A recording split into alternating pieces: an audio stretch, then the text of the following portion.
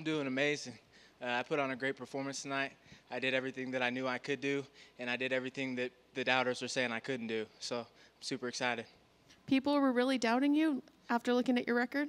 Yeah, people say I haven't had the toughest opponents, but I mean, if you look at anyone on the regional scene, they don't have the toughest opponents either. People are saying I can't go 3 rounds. I proved that I don't necessarily have to, but I do train in Denver, and I can go 3 rounds with anybody in the world. So I'm just excited to be here, excited to do what I did, and yeah, that's it. And I'm sure for your UFC debut, getting a first-round finish is ideally what you would want. Anybody would want that.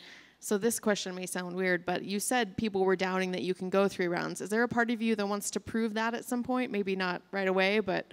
Hey, I don't want to fight 3 rounds, but I know that there's people in the world that can push me to go 3 rounds. So I'll keep taking the first rounders. I'll try to finish in the first round always, but I just want people to know I'm going to stick around that whole fight, the whole 15 minutes. Is there somebody that you're looking at maybe in the top 15 that you feel like would push you to 3 rounds, or... Man, at 145, any of those guys in the top 15, they're dogs. They're tough. So not any specific person. I'm still young, so those guys will definitely push me. I'm still young in the sport. But once I get 2-3 years from now and a little more experience under my belt, I think I can do the same thing to people in the top 15, you know. And I know you weren't in there very long, but did you have any thoughts on your opponent or any of that moments before your finish? Like during the fight? He was doing a really good job keeping my posture down. You could tell he did his research on kind of my ground and pound. I didn't really try to pass in the first round to a different position like I do most of my fights. I was content holding guard. I could feel him getting more tired than me. I could hear his breathing. So I just wanted to keep punching him in his body, look for shots when I could find him. And then Coach Montoya told me to stop punching and use my elbows. And I'm probably elbow one of the hardest in the division. You know, when I elbow, it sounds like gunshots going off, especially at practice on the bag. So when I do it to a live body, it's bad. And I know you made a little bit of a plea for that $50K bonus. Can you tell us what you would use that for exactly, what it would mean for your life? Yeah, so right now I live in an RV. I actually live right outside Factory X in Denver, so I live right there. Also, I want to have a family. I've always wanted to be a dad, and so that's a big thing for me. I had my full SIN deal when I got signed, not turn out, and you know I've been surfing around just trying to make ends meet while I'm training full time. So that 50 G's would change my life around and make my life drastically better. And who would you like to fight next, or when would you like to fight next? I would like to fight November, December.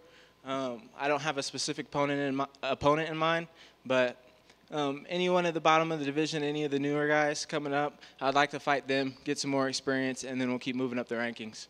Is that Dan Argueta fight something you'd like, or are you past that? Oh, I mean, I would take that fight. I know he's sticking around at 35.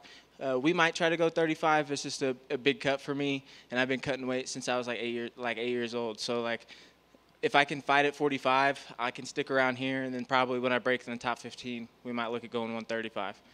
What were you doing at 8 years old that you were cutting weight? I was wrestling on the national scene. We were traveling every weekend ever since I was a little kid.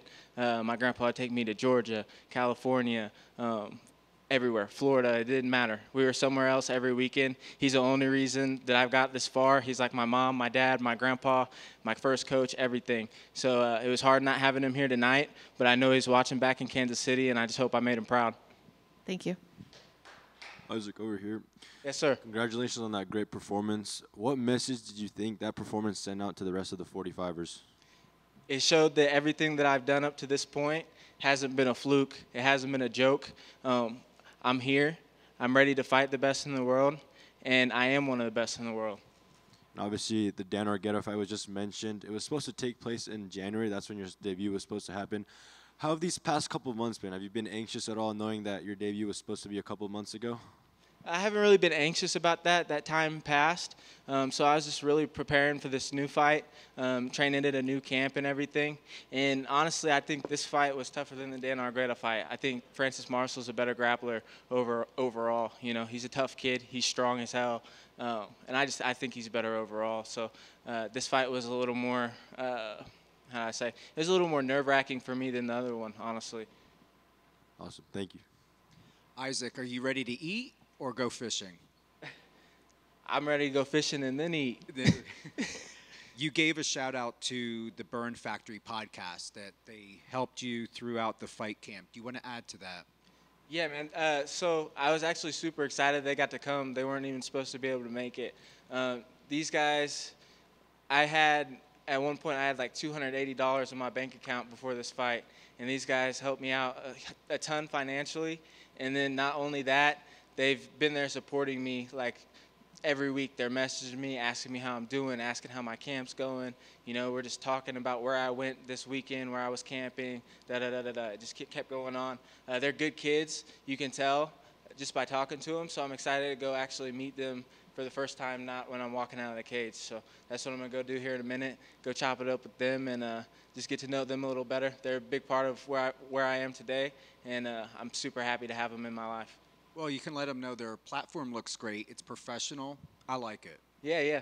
Lastly, you did get the RV, correct? Yes, sir. So I take it you, the 2 Huskies, and Alexa are in that RV? Oh, yeah. It gets rowdy. It's hairy and rowdy. How do you keep it clean?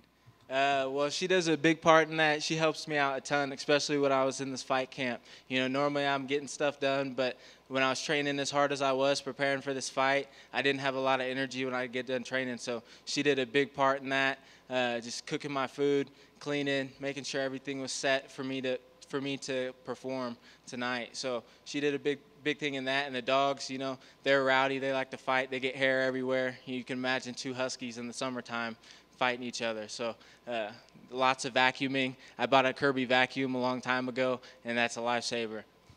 No, not a Dyson. The Kirby works. Yeah, not a Dyson. Congratulations. I hope you're proud of yourself. Thank you, brother.